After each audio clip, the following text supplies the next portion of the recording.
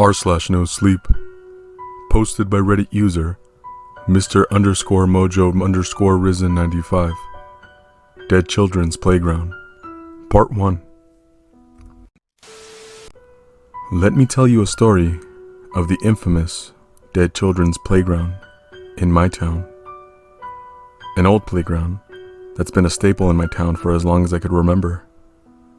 I recall being 5 or 6 and sliding down the many twisty slides and climbing back up a plastic rock wall.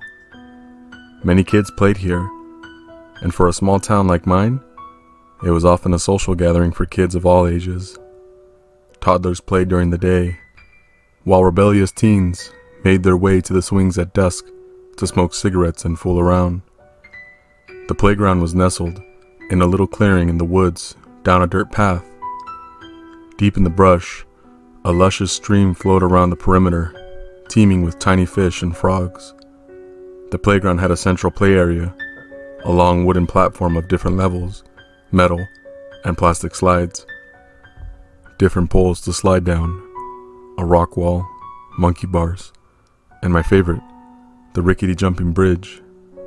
A couple of swings lined the base of the tree line near the stream's bank, and a lone water fountain off to the side. The water fountain had a particular horror to me, as one of my earliest memories is running headfirst into the green metal base and turning my front tooth black as it decayed. Now, over the years, the playground has gone from one that was teeming with laughter and joy to one that's quite sad. A string of deaths littered the town over the years, often associated with the playground. Instead of its vibrant aura, the playground is now desolate, overtaken by nature, and downright dangerous. The rusty metal of the slides are sharp and jagged, that's packed with tetanus. The swings are barely hanging by their rusty chains, and my favorite rickety bridge, well, it's eroded away where rusty nails now protrude from the wood. Stories arose from the townsfolk that the children died over the past years haven't left us. They inhabit the run-down playground. While reports are very common over the years, I've only had one experience that's left me pretty terrified that I don't think I'd go back. Now, we have dubbed it what the locals call as the Dead Children's Playground. Mikey Wilhelm was the first to die that I remember. I was in the 3rd grade and Mikey was a tiny kid with chocolate brown hair cut into a neat little bowl cut that bounced with every move. He was a nice boy. I remember playing with him and my friend Chelsea often late in the afternoon at the playground when it was less crowded. Safe to say, Mother was not happy to take me in the summer. As the sun went down, the mosquitoes feast. Mother told me in the child version that Mikey had passed on one weekend. Strange, because I just saw him at the park a few days prior. I didn't press on. I remember just trying to comprehend what death was. When I was older and found out he was found hanging from a swing set, I felt pretty sick that my mother would let me continue swinging on those swings when Mikey had hung from the beam right above me. Then, Teresa Espinoza died. I was in the 4th grade. Teresa was a shy girl, still had some of her baby fat, and had thick brown hair that went down her back, almost to her butt. She wore a frayed red bandana in her hair. I always thought she was pretty cute, especially in the summer when her face was speckled with freckles. It was August, a hot day in the summer, where the one metal slide would burn your butt if your shorts weren't long enough. I slid down and crashed my landing, the burning metal stinging my lower thighs. The wind was knocked out of me when Teresa came sailing down. We laid there tangled together for a few moments, staring at each other. I felt a weird sensation in my stomach before running off and leaving her in the dust cloud as it settled. Just as quick as we crashed into one another, Teresa was gone. Like before, my mother gave me the children's version that Teresa had passed on. What do you mean, passed on? I pressed my mother that morning. Oh, nothing, dearie. Teresa's in heaven now, my mother would reassure me. Like Grandma is? I questioned. Yes, sweetheart, like Grandma. And with that, my memory of Teresa began to vanish. Like Mikey, when I was older surfing the web, the article about Teresa's death popped up on my search. Teresa was taken to the park by her father, a notorious drunk in town. They suspected that he abused her, evident by her little girl underwear thrown about in the park by the slide. Teresa was found floating in the little creek behind the park, tangled up in a mess of weeds and leaves. Her body was slightly bloated and reeked when the authorities finally found her. Her father was the main suspect, and he was arrested a few days later, drowned by her own father. Her family was torn apart. Now, as I'm sitting here writing this, as a 24-year-old, those are the deaths that stand out to me, but they are not the only ones. It seemed year after year, at that point, that some kid was dying at the park or near the park. After the 5th or 6th one, less and less people started going around the park, and its maintenance went under. I wonder if the state was trying to deter people from going by not keeping up the maintenance. After years of desolation and avoidance of the townsfolk, only the most daring, and at times being the high schoolers, would venture to the playground. This is where the ghost story started, and the dead children's playground was birthed. Rumors were being spread that the swings would start swinging on their own, that footsteps could be heard running along the rickety bridge. Laughter of little kids could be heard from somewhere in the woods. The worst one being the wet slaps of feet across the woods. Many suspecting being the ghost of Teresa, restless after her father drowned her. I first went there about a year ago, after having been back since Teresa was drowned. My mother was always saying how dangerous it was, but that didn't stop me. I went with my first college girlfriend.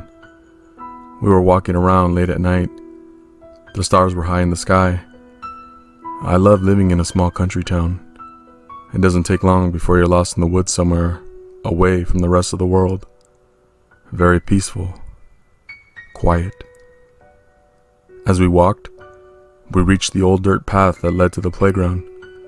When I first saw it, all the good memories flooded back to me. Endless summers racing along the massive structure with my friends. I excitedly grabbed Emily's hand and raced down the path towards the clearing of the playground. The playground looked a lot smaller as an adult. Vegetation had really overgrown the equipment. The moon rose high in the sky, reflecting off the metal slides that were rusted to hell. We sat cautiously on the swings that were still intact and talked more about whatever nonsense we were thinking. My mind hadn't even registered about little Mikey hanging from the noose right over my head years prior.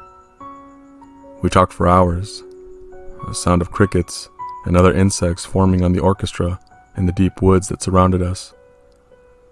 We talked about the story of me hitting my face into the water fountain, killing my tooth. Then, we started talking about the deaths. All the deaths and all the ghost rumors. I started feeling a little uneasy at that point. All the nostalgia was rushing out of me and being replaced with the dread that now defines this place. While we were nervously trying to change the subject, Emily's head shot in a swivel towards the woods. "Did you hear that?" she nervously asked. I tried to concentrate. I could focus on the running water of the stream. "No, what did you hear?" I asked. It sounded like footsteps. It could have just been an animal, though," Emily assured herself. "Yeah, probably," I shakily responded. I kicked off a little and pushed myself swinging in the air. A few more minutes went by of silence when Emily scanned the area. The ghost stories really seemed to be getting to her. I could see the fear rising in her. "There it is again," Emily shouted, standing up from the swing. I tried stopping myself, short on the swing. What? What is it?" "There's someone out there," Emily shouted. "Is anyone out there? Hey, anyone home?" Before she could get another word out, she was cut off by a creaky turning of the water fountain turning on. "What the hell is that?" Emily questioned, her water eyes reflecting anxiety in the moonlight. The water fountain rushed on, water spilling out from the sides of the tiny bowl. We both stood close to each other. I could smell fear on her. Was that fear?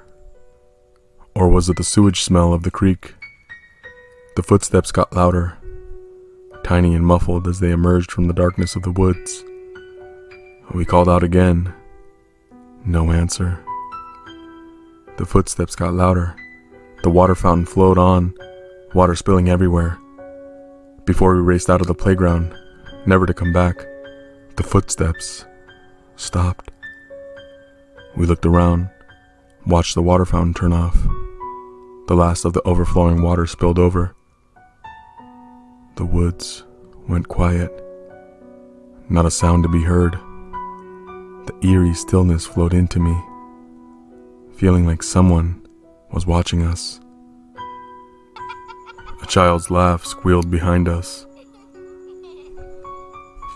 We both froze in place, slowly trying to turn around and fight the urge to run. When I finally braced myself, I turned towards the woods, where she stood, as my blood ran cold. Teresa Espinoza stood at the base of the tree line. Her thick brown hair was wet, filled with twigs and leaves. Her face was pale, her eyes blue and glazed over. A sick smile twisted across her face. Her baby teeth shaped like tiny daggers. All the hairs on my body were standing erect.